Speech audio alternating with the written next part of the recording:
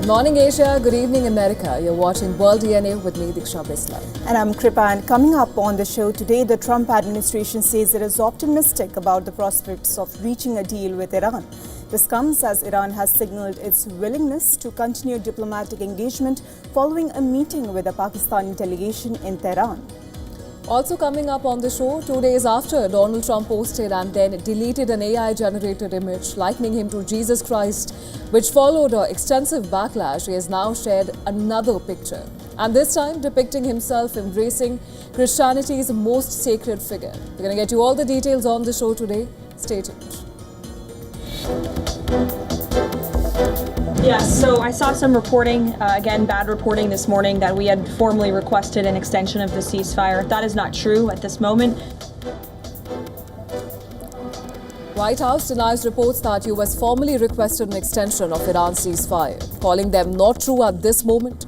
Statement comes amid reports that mediators are working to extend the fragile truce.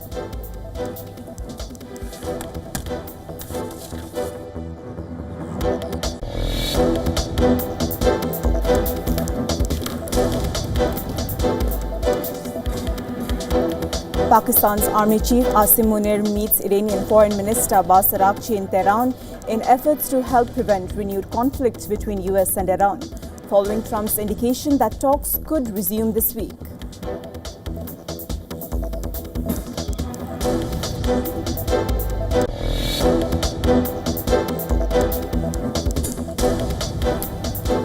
Military advisor to Iran's Supreme Leader Mossadegh Khamenei and former IRGC commander Mohsen Rezai warns that Iran would sink American ships in the Strait of Hormuz if US decides to police the key shipping route.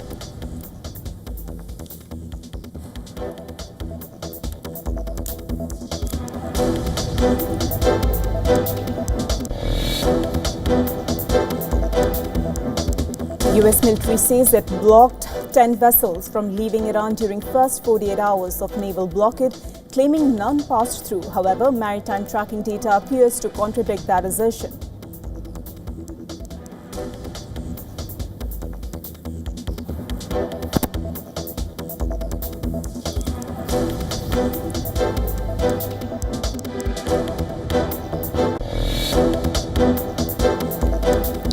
Netanyahu outlines top priorities in Israel's first direct talks with Lebanon in decades, says dismantling Hezbollah remains first objective, while second goal is achieving sustainable peace through strength.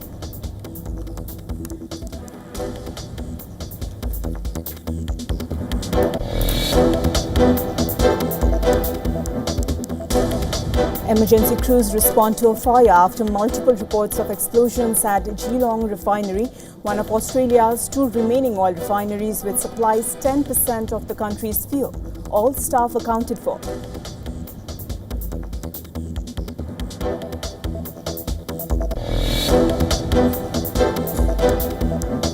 Asian markets opened higher, tracking Wall Street gains as optimism grows over a possible US-Iran deal.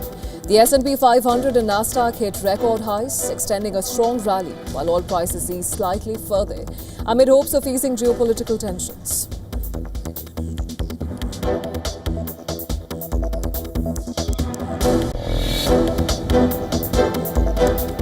FIFA President Gianni Infantino says Iran will participate in the 2026 World Cup despite the war in West Asia. The World Cup, jointly hosted by the United States, Mexico and Canada, starts on June 11.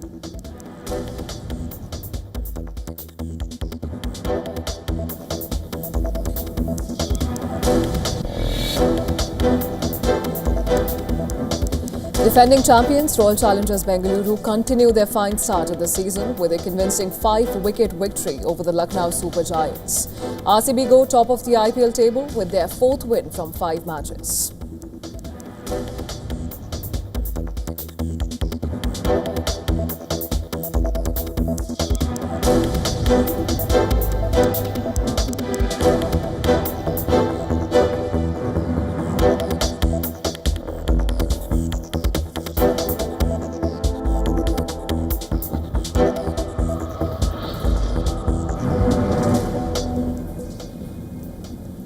While Trump administration says it feels good about the prospects of a deal with Iran, And Iran has also shown willingness to continue diplomatic engagement after meeting a Pakistani delegation in Tehran.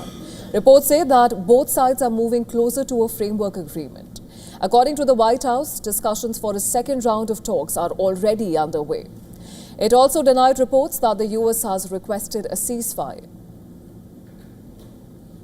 Yes, so I saw some reporting, again, bad reporting this morning that we had formally requested an extension of the ceasefire. That is not true at this moment. We remain very much engaged in these negotiations, in these talks. You heard from the Vice President directly and the President this week that these conversations are productive and ongoing, and that's where we are right now. I've also seen some reporting about the potentiality for in-person discussions again. Those discussions are being had, but nothing is official until you hear it from us here at the White House. Leavitt also said that any fresh talks would likely be in Pakistan again, as it has emerged as the only mediator. Iran has also confirmed that said contacts are continuing through Pakistan, saying US must prove their seriousness for talks. As I mentioned, the talks are continuing through the Pakistani mediator, and it remains to be seen to what extent the other side is truly serious about the claims they have made regarding diplomacy. It is the Americans who must prove their seriousness, because they have not only failed to adhere to their commitments many times, but have also fundamentally destroyed the negotiating table.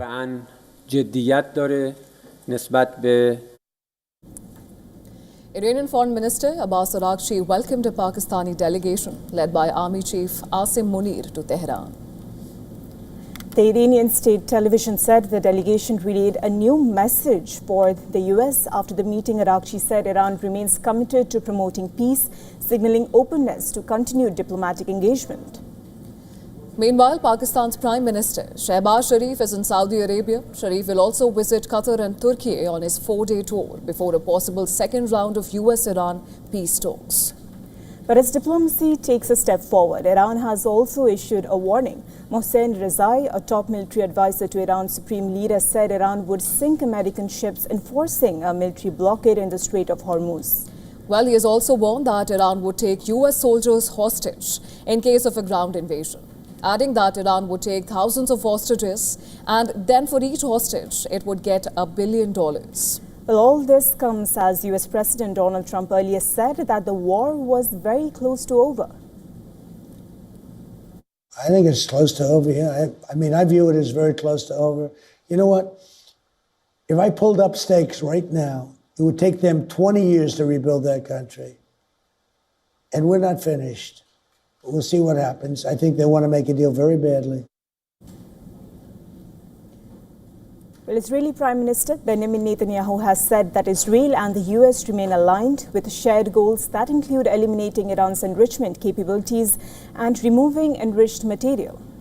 The Israeli military said that Israel is monitoring ceasefire talks with Iran but remains prepared to return to attack if required.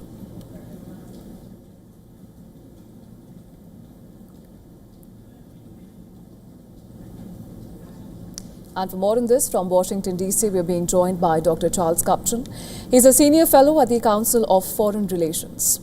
Thank you so much, Dr. Kupchan, for joining us on the broadcast. Now, there's a lot to unpack here. And of course, let's start with what President Trump has indicated. He said that the war is close to being over, and the same optimism has been voiced by the press secretary as well. Now, from your vantage point, what has materially changed since the last time we spoke, which was right after the 21-hour talks in Islamabad failed to produce a breakthrough? What do you think has materially changed since then to now to justify this optimism?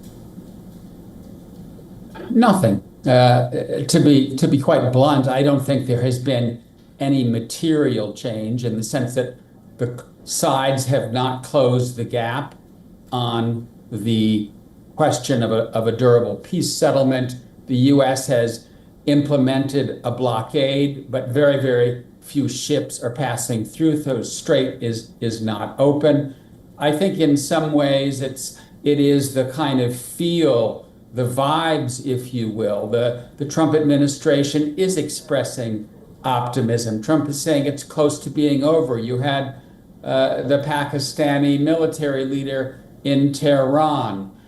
You have some signs that both parties may be willing to extend a ceasefire, although nothing concrete. Here in the United States, the stock market went up as a sign of optimism that we may be close. So I don't think there is anything that's new. There's no clear development here that warrants this kind of optimism.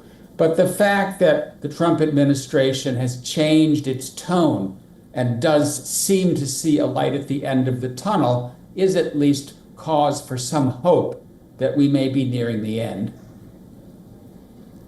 Dr. Kapchan, as we speak about US President Donald Trump, he does say that a deal is preferable and promised an amazing 2 days in future. And US Senate has now rejected a resolution to block further strikes on Iran. So is Washington really moving towards diplomacy, or what are we looking at from the Washington's perspective? Well, I think that on the one hand, Trump is pursuing the diplomatic option, that the channels of communication are open. Had a meeting here in Washington between the Israelis and the Lebanese government, the first kind of high-level meeting between Israel and Lebanon in decades. And so conversations are taking place. Messages are being passed among the parties. But at the same time, Trump is ordering more U.S. troops to the region. There are more warships heading to the region. There are now over a dozen warships in the Gulf of Oman that are effectively enforcing that blockade. And so any ship that leaves an Iranian port is identified, probably with drones and satellites, and that is then intercepted. So it's a combination of tightening the screws, increasing the economic pressure, sending more troops to the region, in other words, upping the ante, and at the same time, opening the door to diplomacy. I think the hope here is that that combination of increased military and economic pressure and a sign that a deal could be at hand, the hope is that that leads to a breakthrough. Right, and Dr. Kapchan, now we understand that now the Vice President J.D. Vance is saying that Washington is seeking this grand bargain with Iran. But as we're just discussing, the red lines remain unchanged. In fact, what now Iran has, apart from a hardlined establishment and new leverage over the Strait of Hormuz, what would it realistically take for Iran to concede now? And also, has the question now perhaps shifted from who gains from peace to perhaps who loses more if the war drags on further? Well, I think that the good news over the last 48 hours is that the U.S. blockade went into effect. There are a few ships, a trickle, passing through the Strait of Hormuz, and there have been no shots fired, right? Nobody has decided that they prefer war. Iran is not trying to mine the strait, and it is not sending missiles. It is not sending speedboats. So Iran is exercising a certain amount of restraint, as is the United States. And I think that creates the space, the breathing room for the negotiations to proceed. In Pakistan, the sides were very, very far apart. What the Iranians were asking for and what the Americans were asking for really didn't overlap. We're now apparently moving in the right direction. I think the United States has said no enrichment for 20 years. The Iranians have said 5 years. Maybe now we're looking for the middle ground. Another key issue, what happens to the 1,000 pounds of highly enriched uranium? The U.S. says it's got to be out of Iran. The Iranians say we're not going to give it up. Right. Let's see where that conversation goes. And then there's the issue of reparations. Iran says we need to be compensated for the damage that you've done.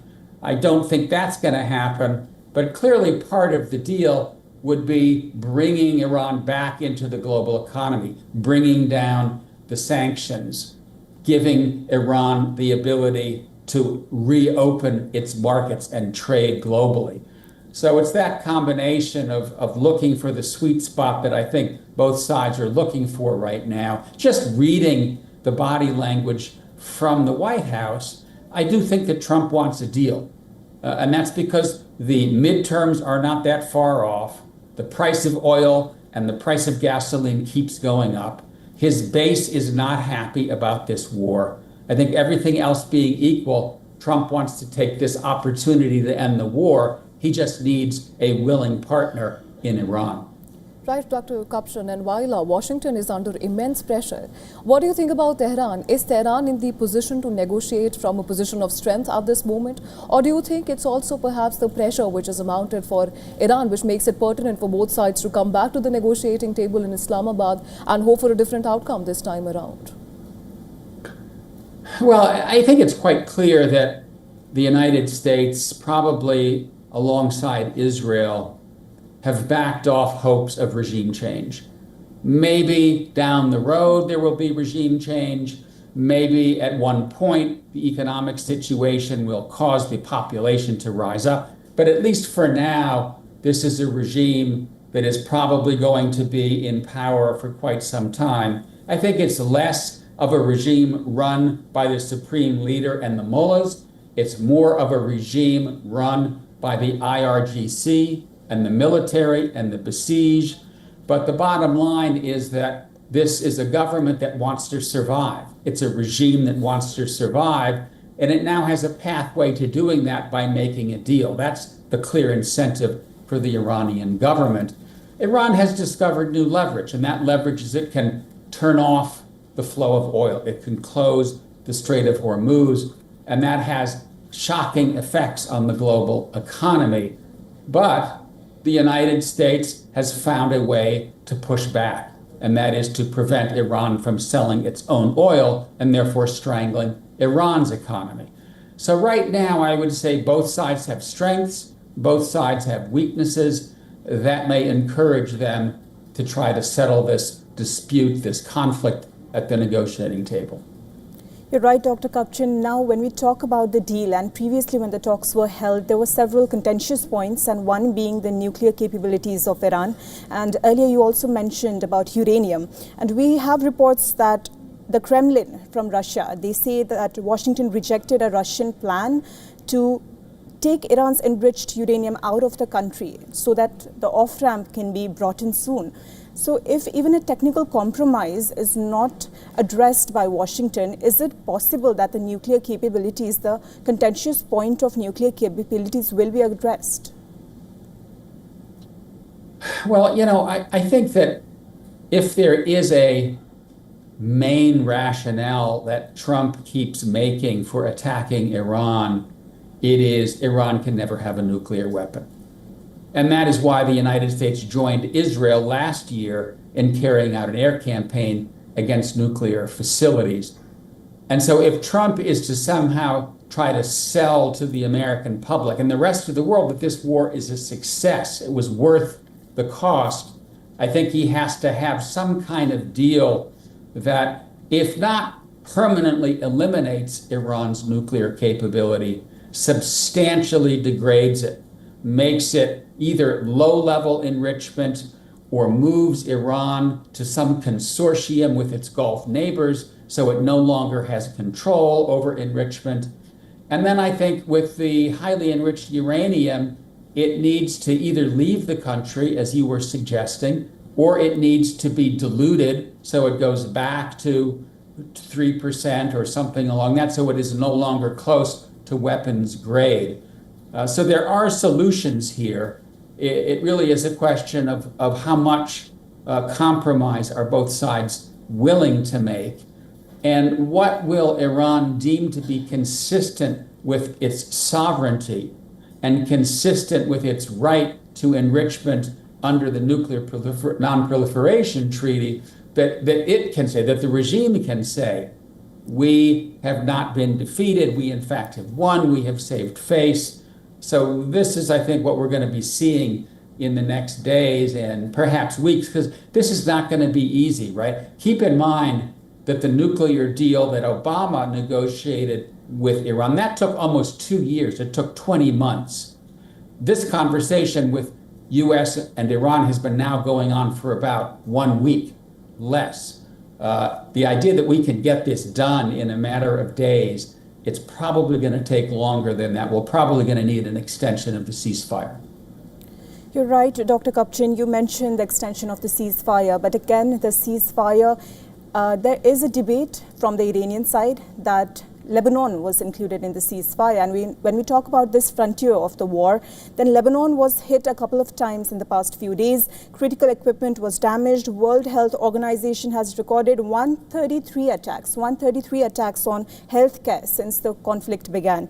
So when repeated hospital strikes, and if I may, it parallels the situation that was present before in Gaza, strikes on hospitals and even the civilian spaces. So what is the boundary here?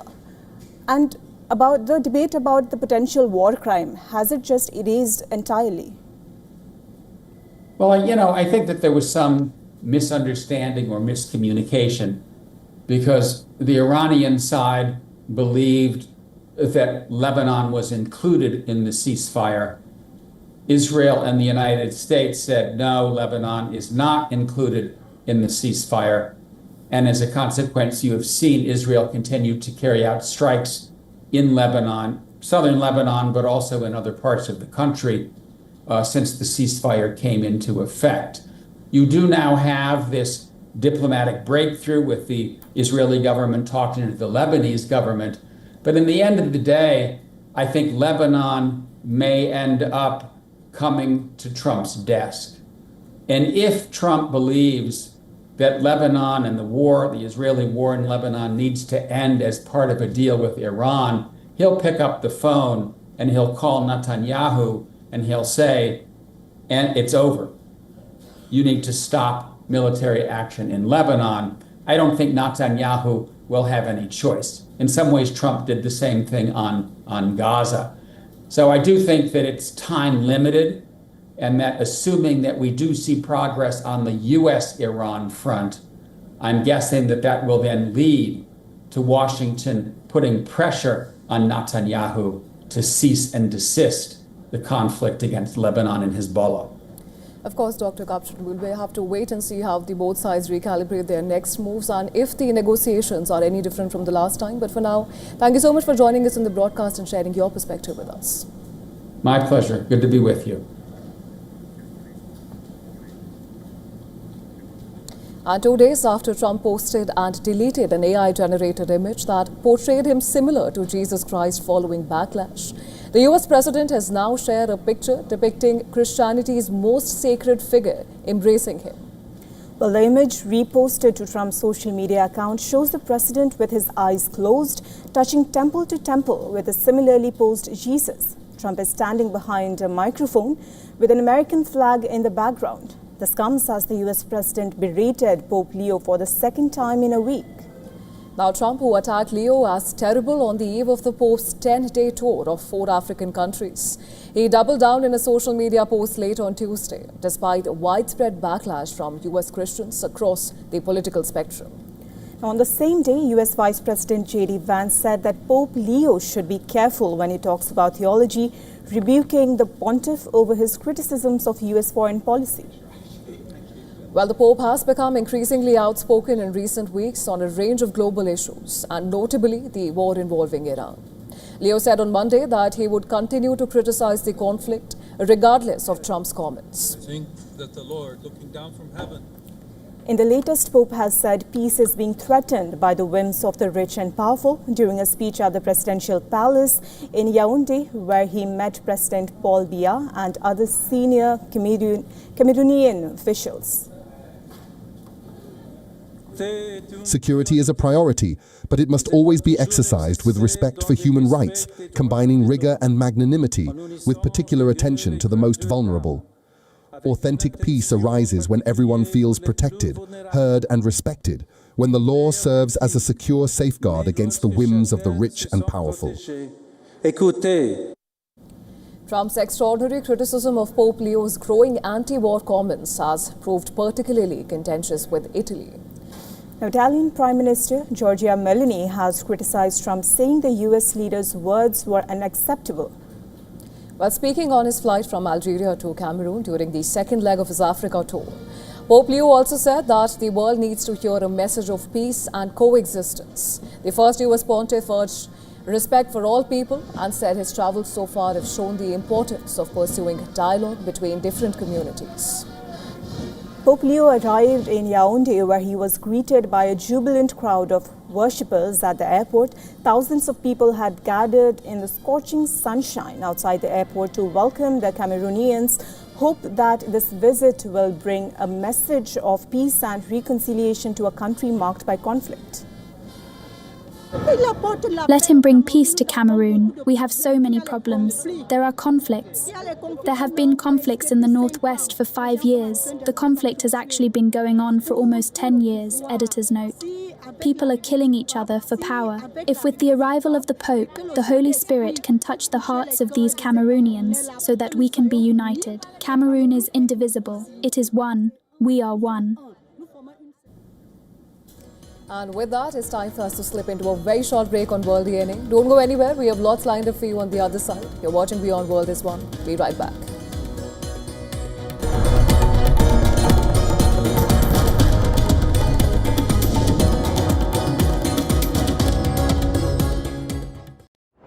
Five states, one powerful voice. From Tamil Nadu to West Bengal. From Kerala to Assam. Every vote shapes the future. Get the election pulse only on WION.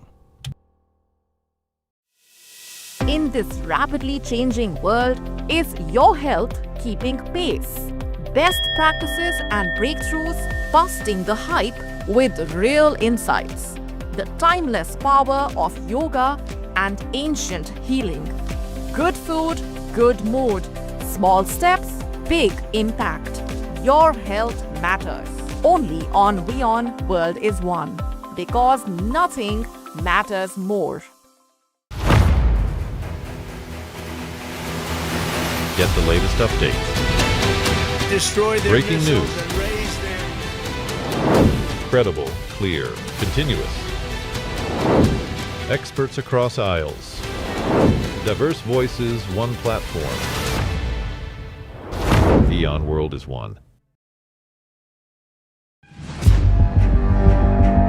Where darkness hides behind every corner. Where the truth is stranger than fiction. A show that dives deep into the stories which shock and mystify. Unsolved murders. Psychopaths who defy explanation. International war crimes. And millions swindled in financial fraud. The victims, the accused, and the sinister plot. Crime is your front row seat to darkness.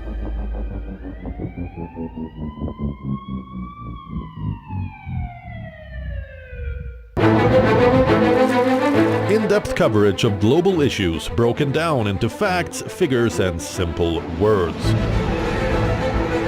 Backed with analysis from field experts who truly matter, because we believe in decoding the real picture for you. So you get a much wider and deeper understanding of stories from around the world, a 360-degree analysis. An award-winning documentary series, week after week creating the maximum impact. Watch WION Wide Angle at these times on WION World is One.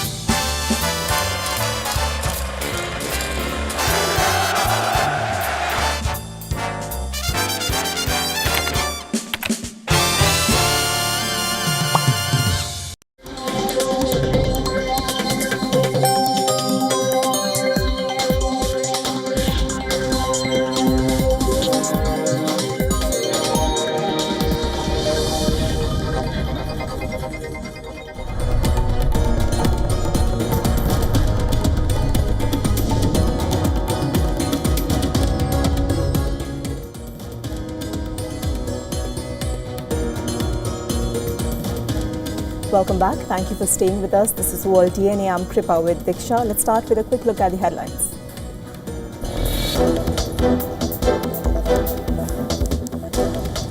Overnight fighting between Russia and Ukraine result in civilian deaths on both sides. Russian strikes killed 3 people, including a child in Kiev and 1 in Dnipro. 2 children killed in Ukrainian strikes in Russia's Krasnodar region.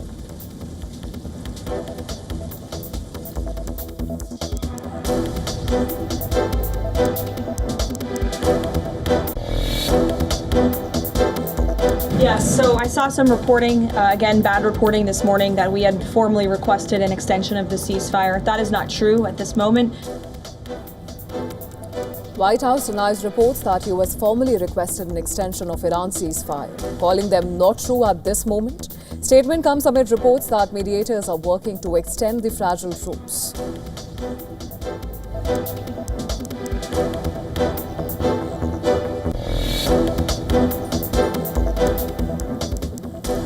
Pakistan's Army Chief Asim Munir meets Iranian Foreign Minister Abbas Araghchi in Tehran in efforts to help prevent renewed conflict between US and Iran, following Trump's indication that talks could resume this week.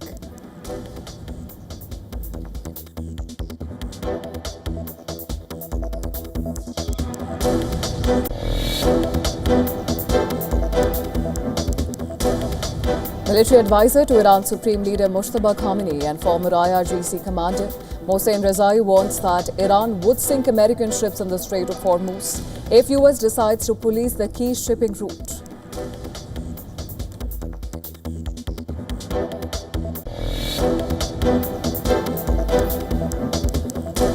US military says it blocked 10 vessels from leaving Iran during first 48 hours of naval blockade, claiming none passed through. However, maritime tracking data appears to contradict that assertion.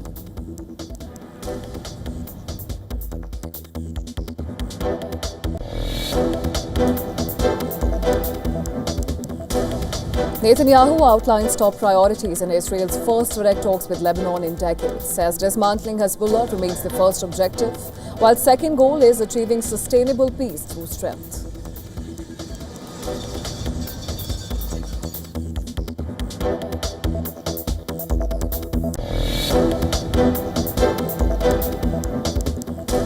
Emergency crews respond to a fire after multiple reports of explosions at Geelong refinery, one of Australia's 2 remaining oil refineries which supplies 10% of the country's fuel. All staff accounted for.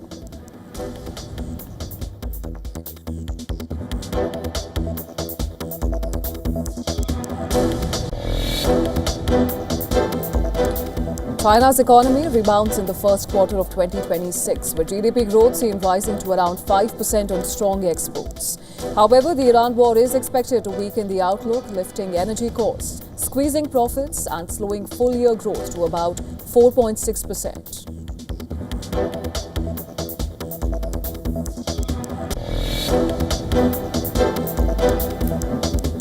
India's R. Vaishali wins the women's candidates tournament to earn the right to fight for the world title against China's Zhu Wenjin.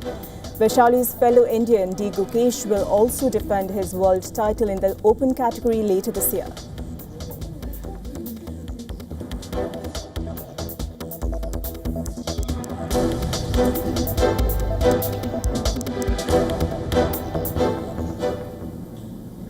And amid the US blockade of the Strait of Hormuz, it has now emerged that Iran is considering to allow ships sail freely through the Omani side of the strait. Well, according to a report by Reuters, Tehran had made this proposal in negotiations with the US. However, the report says that Iran is willing to make this concession only if a deal is struck with the US to prevent renewed conflict. Control over the Strait of Hormuz is among the key sticking points in Iran-US negotiations. Sandwiched between the Persian Gulf and the Gulf of Oman, the narrow strait is critical to the flow of global oil and natural gas supplies. And usage of the Omani territorial waters without any hindrance from Tehran, it could pave the way for safe shipping through the strait. But on the ground, the situation remains volatile. Mohsen Rezai, the military advisor to Iran's Supreme Leader Mujtaba Khamenei, has threatened to sink US ships in the Hormuz. During an interview to Iranian state broadcaster, Rezai warned that Iranian missiles could target US ships and destroy them. The warning comes amid a US blockade in the Strait of Hormuz. US Central Command claims that in the last 48 hours of the blockade, it has successfully turned back 10 vessels trying to sail out of Iranian ports. while the US maintains that no ship has made past the blockade so far. Maritime data has contradicted Washington's claims. Tracking data suggests that a sanctioned Chinese tanker named Rich Starry crossed the strait but was twice forced to make a U-turn. The tanker is now reportedly anchored close to Iran's Qeshm Island. The Chinese-owned tanker was blacklisted by the US in 2023 for helping Iran evade energy sanctions. And earlier, US President Donald Trump had urged allies to join US efforts in the Strait of Hormuz. But so far, European and NATO allies have snubbed Trump's request. The issue has strained transatlantic ties. And in the latest, Trump has hit out at Italian Prime Minister Giorgia Meloni, saying that US ties with Italy is not the same as before. Do we still have the same relationship with Italy right now and Giorgia Meloni? No. She's been negative. Anybody that turned us down for helping with this Iran situation, we do not have the same relationship. Meloni and other European leaders have stressed on the importance of reopening the strait, but have refused to extend support to US military efforts. A German foreign minister has also echoed similar views, calling unilateral stranglehold over the strait as unacceptable. It definitely can't be that sea routes like the Strait of Hormuz are being controlled by a single state and that tolls are being collected. This is unacceptable, and we will demand that a complete opening of the Strait of Hormuz is guaranteed once again. Wir werden darauf dringen. Now, amid these developments, the US has announced that it is tightening sanctions against Iran's oil industry. In the latest, the US Treasury has imposed fresh sanctions on over 24 people, companies and ships operating under shipping magnate Hossein Shamkhani. He is the son of Ali Shamkhani, who was an advisor to Iranian Supreme Leader Ali Khamenei. Both were killed in the February 28 strikes.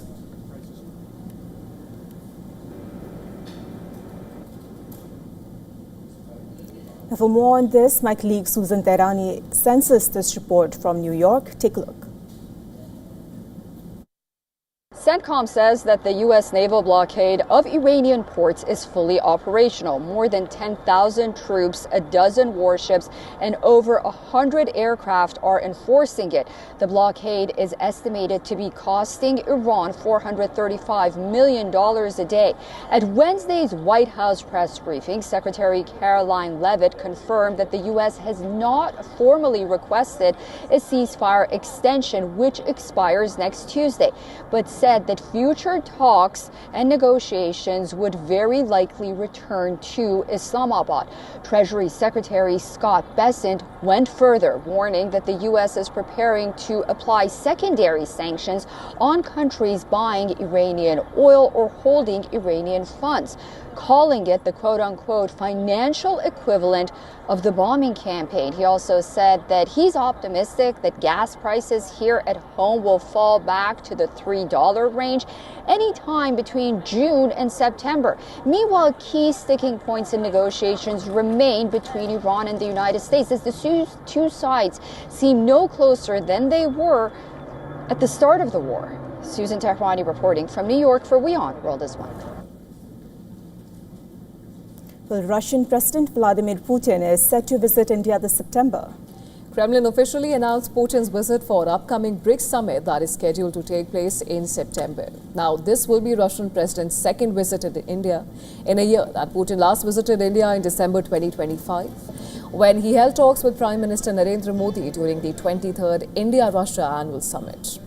The Indian government is yet to make official announcement on the dates of BRICS summit, but reports suggest the summit could take place from 12 to 13 September. Speaking to WION, Russian ambassador to India, Denis Alipov, said that Prime Minister Modi is expected to visit Russia during the bilateral annual summit. Later this year, in September, there will be the BRICS summit in India.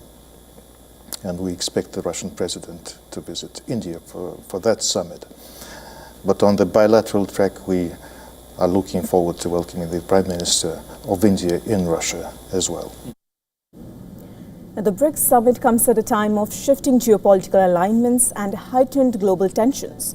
The grouping has expanded significantly in recent years, with 11 member states, and West Asian countries like Iran, Saudi Arabia and UAE are member states in BRICS, making it a grouping of allies and adversaries at the same time.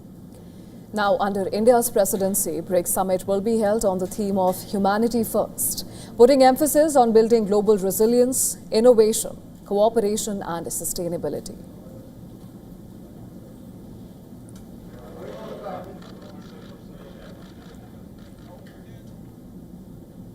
North Korea's nuclear shadow is growing, and this time the warning is not subtle. Well, the head of International Atomic Energy Agency, Rafael Grossi, has flagged what he calls a very serious escalation in Pyongyang's nuclear capabilities. And from the heart of Yongbyon, Nuclear Scientific Research Center, long seen as the core of North America's atomic ambitions, there are now signs of rapid coordinated expansion. Reports say a 5-megawatt reactor is active, a reprocessing unit is running, a light water reactor is operational, and most concerning, a new uranium enrichment facility may have been added to the mix. This matters because enriched uranium offers a faster, more flexible path to building nuclear weapons than plutonium. Intelligence backed by satellite imagery suggests that this new facility could produce weapons-grade material, potentially accelerating North Korea's nuclear output. Well, the regime is estimated to possess a few dozen nuclear warheads. Well, Grossi warns this is not just about capability, it is also about consequence, because every step forward by Pyongyang risks triggering a broader nuclear domino effect across the region. Meanwhile, questions linger over possible foreign support, and so far there is no evidence of Russian technology in North Korea's weapons program, but the strategic alignment between North Korea and Russia is under close watch. And the timing here is critical. In South Korea, a new debate is gaining momentum. Seoul is pushing ahead with plans to build nuclear-powered submarines, a move that could shift the region's security balance. The IAEA is now calling for ironclad guarantees to ensure that civilian nuclear technology does not slip into military use.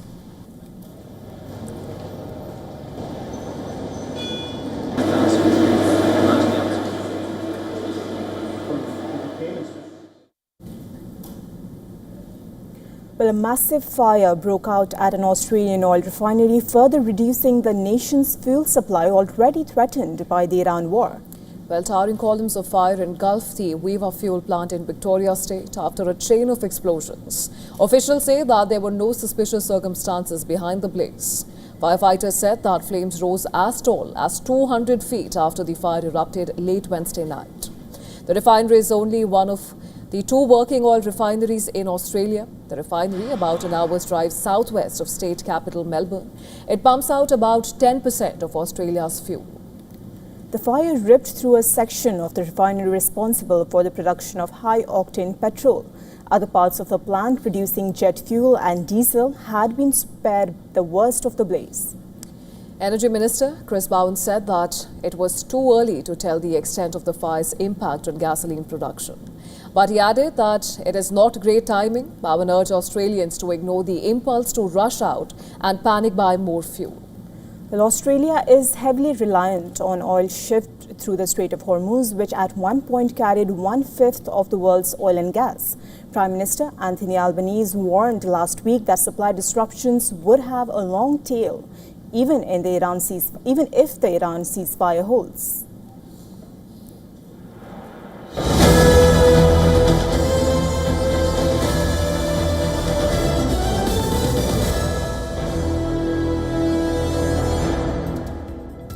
We have some breaking news coming in. Indian stocks are all set to build the rally from the previous session, with the gift Nifty features pointing to a solid open on Thursday after benchmark surged over 1.6% in the previous session.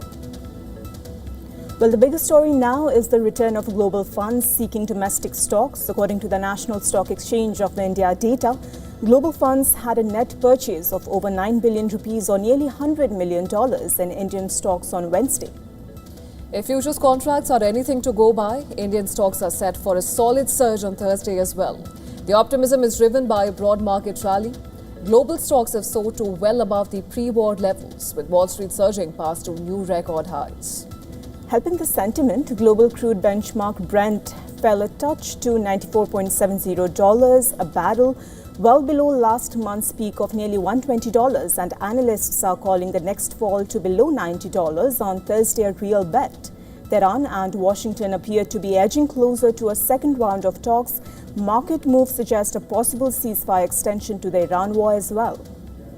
Now on Wall Street, the benchmark S&P 500 and tech-heavy Nasdaq rally to record closing highs. Investors have returned to stocks despite lingering uncertainty over the war's trajectory.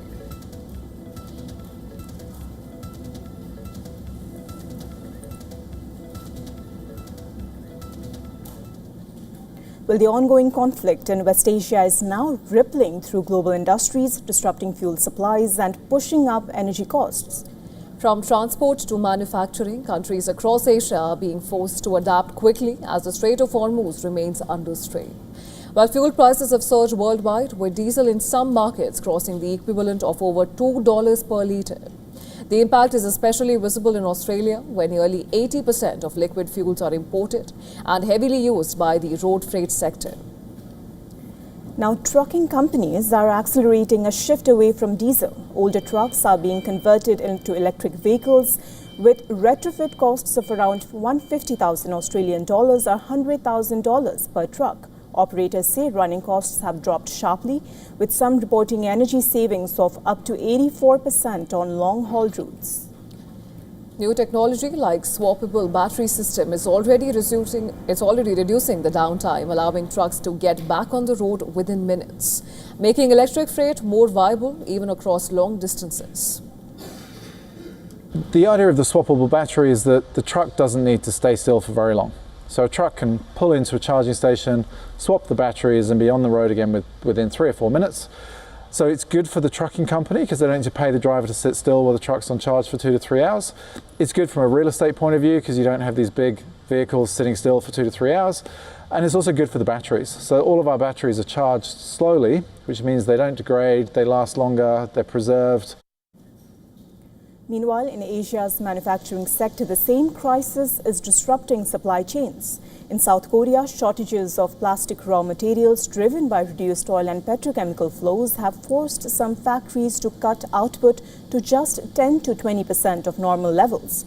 Production delays have stretched from 2 weeks to as long as 8 weeks, hitting revenues and forcing companies to look for alternative suppliers.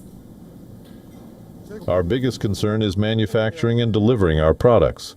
Without manufacturing, downstream processes can't make the face masks into finished goods for sale. Due to severe delays, production has effectively come to a halt, resulting in revenue losses. But the disruption is also driving change. Demand for eco-friendly packaging has surged, with some manufacturers seeing inquiries rise threefold as businesses seek alternatives that use up to 20% less plastic. As plastic supplies have tightened due to the US-Iran situation, inquiries for paper-based alternatives have increased threefold. Approximately 70% of the demand is for paper tubes used in sunscreens, essences and lotions, followed by paper sticks and pouches.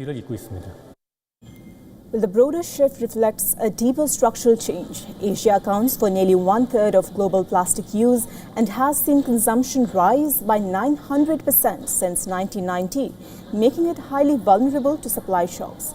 Experts say the current crisis is accelerating long-term transitions from cleaner transport to sustainable materials as industries respond to rising costs and supply uncertainty.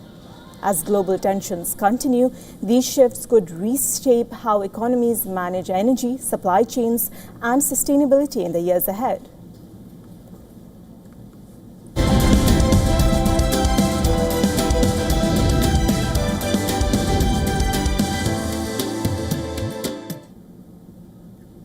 Well, lawyers in the US are warning clients not to treat AI chatbots like trusted confidants. As more people turn to tools like ChatGPT and Claude for advice, this event occurs, and the caution comes as legal risks around AI conversations are coming under greater scrutiny.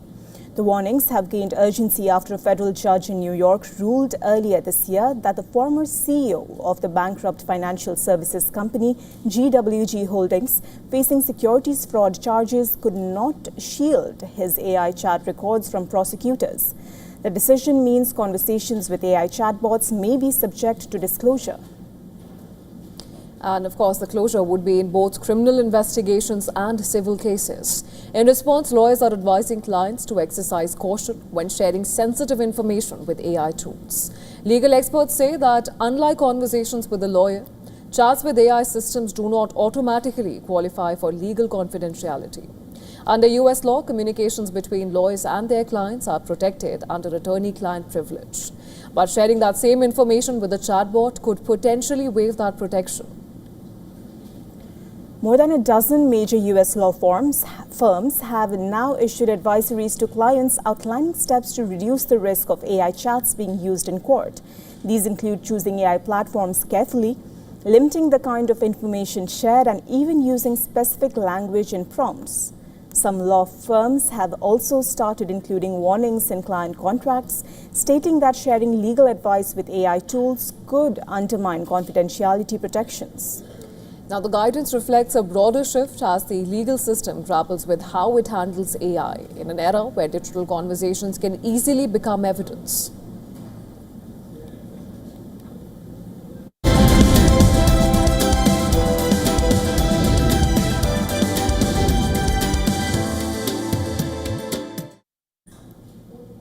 Onto the world of sports now. India could end the year with not one, but two world champions in chess. Grandmaster Vaishali Ramesh Babu has won the 2026 Women's Candidates Tournament in Cyprus and has earned the right to fight for the world title. Well, the 24-year-old, who is the sister of men's chess star Pragnandan, won the Women's Candidates Tournament by half a point. She did so by securing a critical win in the final round with a superb clinical performance with white pieces against Katerina Lagno. That win gave her 8.5 points overall, and she was adjudged the outright winner after 14 rounds. Vaishali becomes the first Indian to win the Women's Candidates Tournament. Her performances have been remarkable given the fact that she started the tournament as the lowest rated player in the field. It is akin to reigning world champion D. Gukesh's run to the candidates title in 2024. Vaishali will now take on China's Zhu Wenjun for the world title later this year. Now remember, Vaishali's fellow Indian, D. Gukesh, will defend his world championship title as well this year. He will do so against Uzbekistan's Javokhir Sindarov. The five-time world champion Vishwanathan Anand congratulated Vaishali on her achievement. He said, and I quote it here, "She showed excellent preparation and resilience, took the blows and delivered the punches. A proud moment for Indian chess with two Indians to cheer for in the World Championships."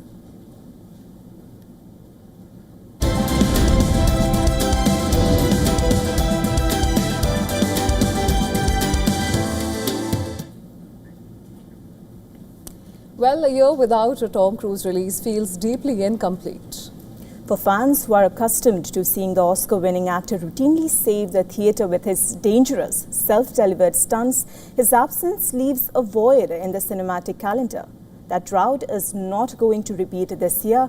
At the CinemaCon presentation in Las Vegas, Oscar-winning director Alejandro G. Inarritu and Tom Cruise unveiled the first footage of their highly anticipated dark comedy, Digger. Now, the movie has shattered the macho, invincible leading man persona that the world has come to expect. In the new film, Cruise undergoes a jaw-dropping physical and psychological transformation to play the titular role of Digger Rockwell, a powerful and deeply eccentric oil tycoon. While the trailer reveals a completely unrecognizable Cruise. He's seen in a big belly, a white comb-over, and he delivers his lines with a widely animated, thick southern accent. Cruise, in his latest venture, explores absurdist comedy and apocalyptic dread. He's a pet-obsessed billionaire wandering around a lavish mansion in his pajamas while tenderly bathing a dying cat. It has been a very long time since a star as celebrated as Tom Cruise has fully committed to playing such an intensely flawed, chaotic and grotesque character. While recent decades have seen Cruise cement his legacy in high-action franchises, Digger marks a glorious return to the bold character actor energy of his earlier career. Seeing the world's biggest action star voluntarily strip away his vanity to play a delusional man, largely responsible for the end of the world, is a thrilling, artistic risk. instantly positioning Digger as one of the most widely unpredictable theatrical events on the horizon.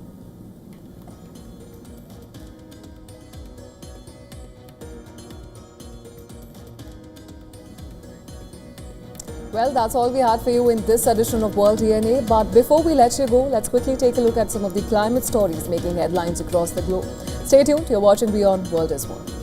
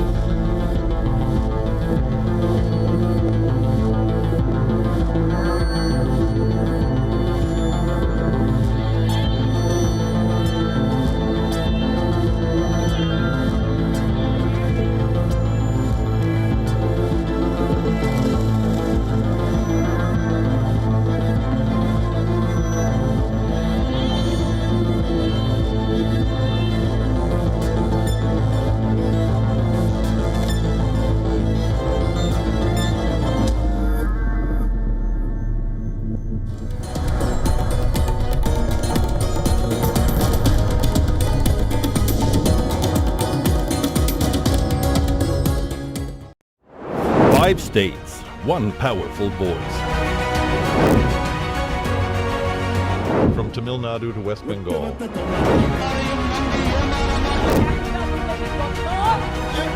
Kerala to Assam. Every vote shapes the future.